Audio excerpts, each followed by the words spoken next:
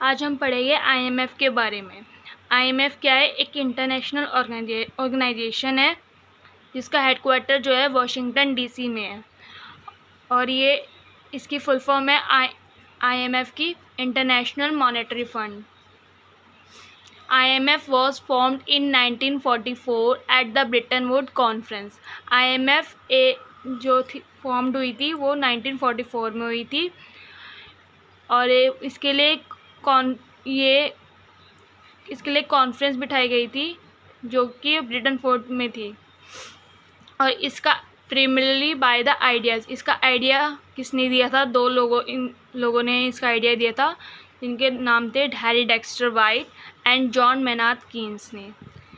IMF consist of 189 member countries working to, जो IMF के अंदर है एक 189 मेंबर कंट्रीज़ होती है जो काम करती है कुछ ऑब्जेक्टिव्स को अचीव करने के लिए, जिसमें से फर्स्ट ऑब्जेक्टिव है फोस्टर ग्लोबल मॉनेटरी कोऑपरेशन,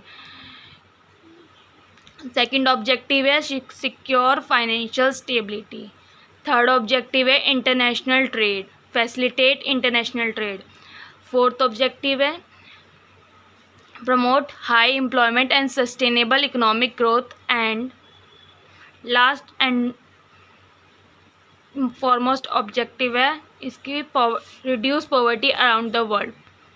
ठीक है, तो जो IMF की मेंबर कंट्रीज़ हैं वो ग्लोबल लेवल पे मॉनेटरी कोऑपरेशन को एस्टैब्लिश करना चाहती है, और जो फाइनेंशियल स्टेबिलिटी है मेंबर कंट्रीज़ के बीच उनको सिक्योर रखना चाहती है, और जो इंटरनेशनल ट्रेड है इसको ईज़ी बनाना चाहती है जो मेंबर कंट्रीज़ हैं, ताकि ईज़ी एंड हेल्दी बनाना चाहती है, और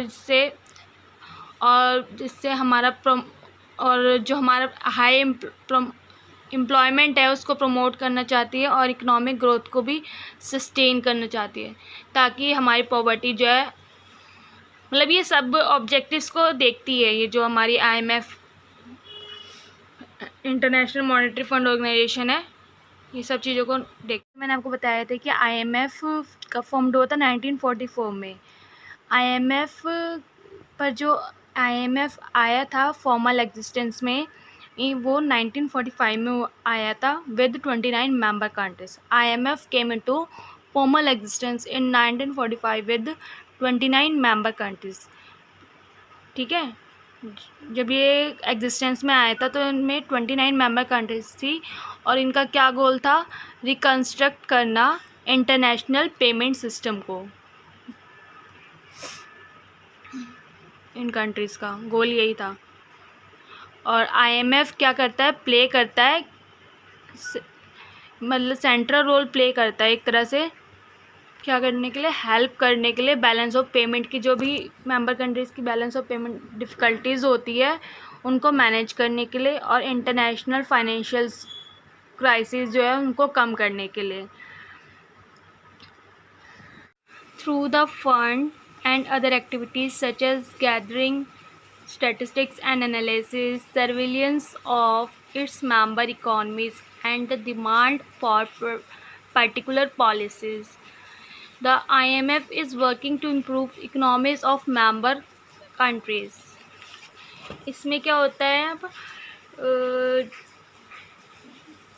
तो जो फंड है उसके थ्रू BOP क्राइसिस को डील करना है, और उसके अलावा बहुत सारी ऐसी एक्टिविटीज़ है जो IMF परफॉर्म करती है, जैसे कि अपने मेंबर कंट्रीज़ के इकोनॉमिक्स की स्टैटिस्टिक्स और उसकी एनालिसिस करना, और उसके डेटा को गैदर करना, अपने मेंबर कंट्रीज़ की इकॉनमी को सर्विलेंस करना, और इसके अलावा कौन कौन सी पॉलिसीज़ है जो रिक्वायर्ड है वहाँ की इकॉनमी को इम्प्रूव करने के लिए, जो भी आपकी इम्पॉर्टेंट पॉलिसीज़ रिक्वायर्ड है, डिमांडेड है, उन पर्टिकुलर मेंबर कंट्रीज़ में उनको बताना।